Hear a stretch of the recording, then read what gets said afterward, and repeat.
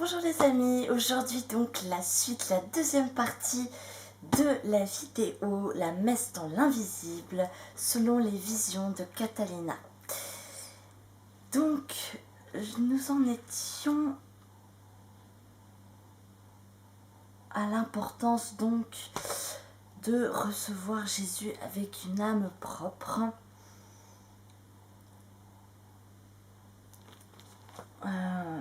Avec une âme propre. Donc voilà, on en était donc voilà. Donc ensuite, la bénédiction est très importante. Je crois que je vous l'avais dit aussi, que ça pourrait être donc la dernière bénédiction par un prêtre que vous pourriez recevoir, car on ne connaît ni le jour ni l'heure. Vous pouvez mourir le lendemain, l'après-midi même. Donc la bénédiction du prêtre à la fin de la messe est très importante. Faites-la avec sérieux.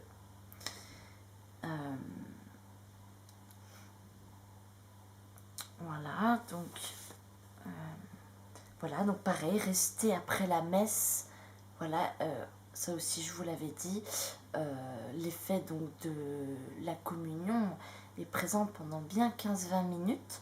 Donc après la messe, restez auprès de Jésus pour vivre cette communion.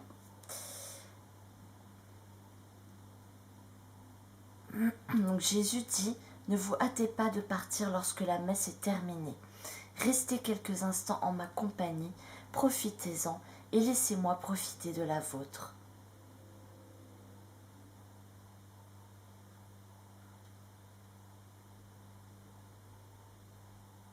Jésus dit, si tu me parles tout au long du jour, me disant quelques paroles alors que tu vas qu'à tes occupations, je t'écouterai. Je suis toujours avec toi, c'est toi qui me quittes. Vous quittez la messe et votre journée d'obligation est terminée. Vous avez gardé le jour du Seigneur et c'en est fini pour vous. Vous ne pensez pas que je pourrais aimer partager votre vie de famille, au moins cette journée. Dans vos demeures, vous avez une place pour chaque chose et une pièce pour chaque activité. Une chambre pour dormir, une autre pour la cuisine, une autre pour manger. Quelle place avez-vous préparée pour moi ? Ce ne devrait pas être un endroit où vous avez seulement placé une image qui ramasse toujours la poussière, mais un endroit où, au moins 5 minutes par jour, la famille se rencontre pour remercier pour la journée et pour le don de la vie, pour demander pour les besoins du jour, pour demander des bénédictions, de la protection, de la santé. Tout a sa place dans vos maisons, tout sauf moi. Combien de familles diront au moins une fois par mois, c'est aujourd'hui notre journée pour aller visiter Jésus dans le tabernacle.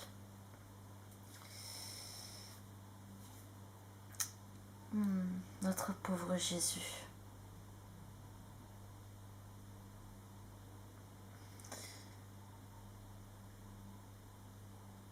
Vous devriez dépasser en vertu les anges et les archanges parce qu'ils n'ont pas la joie de me recevoir en nourriture, comme c'est le cas pour vous. Ils boivent une goutte de la source, mais vous qui avez la grâce de me recevoir, vous avez tout l'océan pour boire. Jésus aborde aussi un autre sujet avec beaucoup de douleur.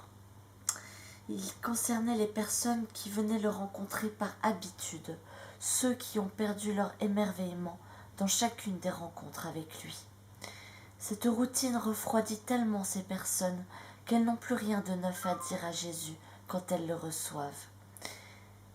Il a dit qu'il y avait aussi tellement d'âmes consacrées qui perdent leur enthousiasme de tomber en amour avec le Seigneur, qu'elles ont fait une occupation de leur vocation, une profession à laquelle ils n'apportent rien sauf ce qui leur est exigé, mais sans cœur. Puis le Seigneur m'a parlé des fruits qui viennent de chaque communion que nous faisons. Il arrive parfois que des personnes reçoivent le Seigneur tous les jours, mais leur vie ne change pas. Ils passent des heures en prière et font beaucoup de travaux, mais leur vie ne va pas en se transformant, et une vie qui ne se transforme pas ne peut pas porter de vrais fruits venant du Seigneur. Les mérites que nous recevons dans l'Eucharistie devraient porter des fruits de conversion en nous et des fruits de charité envers nos frères et nos sœurs. Nous n'avons pas le droit de rester silencieux car le Seigneur nous a envoyés, comme tous les baptisés, pour aller annoncer la bonne nouvelle.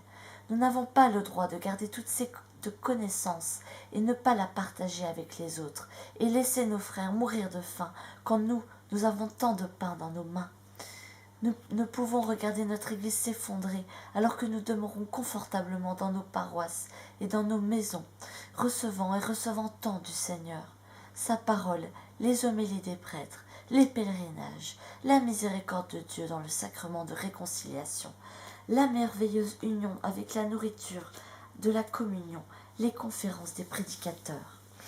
En d'autres mots, nous recevons tant et nous n'avons pas le courage de quitter notre zone de confort et aller en prison ou dans une maison de correction pour parler aux plus démunis. Allez leur dire de ne pas désespérer, qu'ils sont nés catholiques et que leur Église a besoin d'eux là où ils sont souffrants, parce que leur souffrance servira à en sauver d'autres, car ce sacrifice leur gagnera la vie éternelle. Nous pouvons aller rencontrer les patients en phase terminale dans les hôpitaux et réciter le chapelet de la divine miséricorde. Nous les aidons de nos prières pendant ce temps de lutte entre le bien et le mal pour les libérer des embûches et des tentations du démon. Chaque personne mourante a des peurs, mes frères et sœurs. Seulement prendre leurs mains et leur parler de l'amour de Dieu et des merveilles qui les attendent au ciel, auprès de Jésus et de Marie, et près de leur chair disparue, les réconfortera. L'époque dans laquelle nous vivons ne nous permet pas d'être indifférents. Nous devons être une extension des mains de Jésus, une extension des mains de nos prêtres et aller là où ils ne peuvent pas pénétrer. Mais pour faire cela, il nous faut du courage, mes frères et sœurs. Nous devons recevoir Jésus, vivre avec Jésus, nous nourrir de Jésus. Nous avons peur de nous engager un peu plus, et quand le Seigneur dit « Cherchez d'abord le royaume des cieux, et le reste vous sera donné par surcroît », il dit tout, frères et sœurs. Cela veut dire d'ouvrir vos mains, mes chers frères et sœurs, et de tout recevoir en surcroît.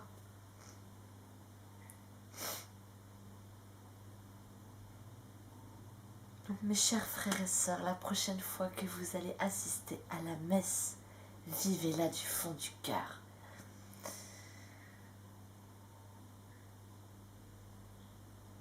Voilà, je pense que voilà, vous ne pourrez plus jamais vivre votre messe de la même façon. Voilà,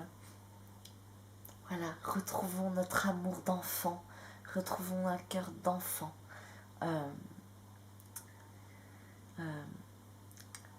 Voilà, comme je vous disais dans les précédentes vidéos, il est temps de prendre cette décision de se convertir, de faire tabula rasa, on repart à zéro, mes frères et sœurs, tous ensemble, on repart à zéro et on se convertit, on prend cette décision, on fait ce choix. Retrouvons un cœur d'enfant.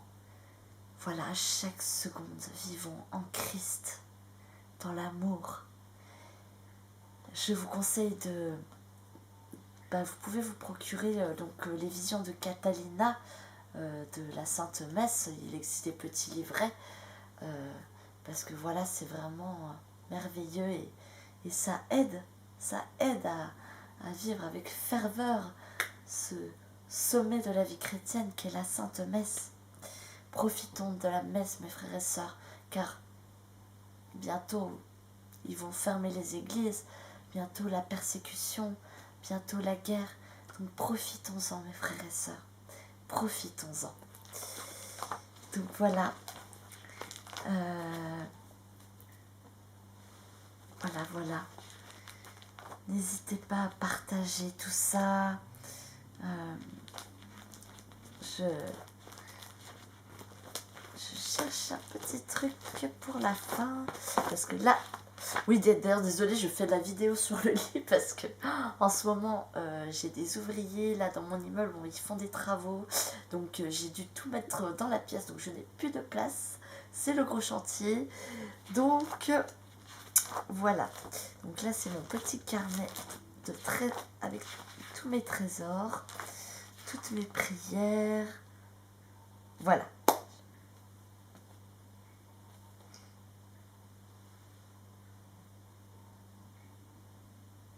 Petite phrase de Jésus, petite citation. À quiconque chercherait à m'entendre, je parlerai. À quiconque me désirerait, je viendrai.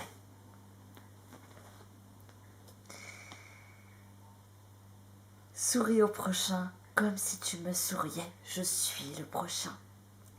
Ça aussi, ça aide mes frères et sœurs. Dans chaque frère et sœur que vous rencontrez, que le Seigneur met sur votre chemin, dites-vous bien que ils sont Jésus. Jésus est dans le prochain. Voyez dans le visage de chaque personne le visage de Jésus.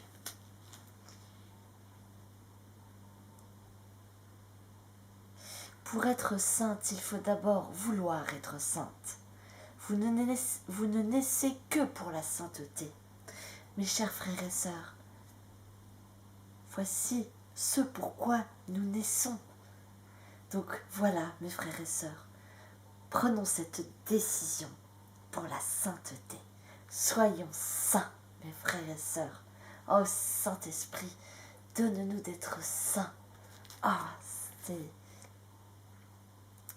Tenons compagnie à Jésus.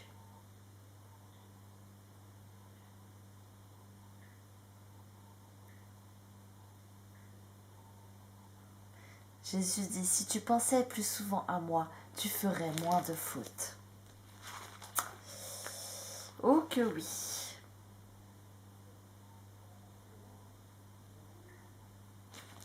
Tiens, j'ai envie de finir avec cette prière. Au nom du Père, du Fils et du Saint-Esprit.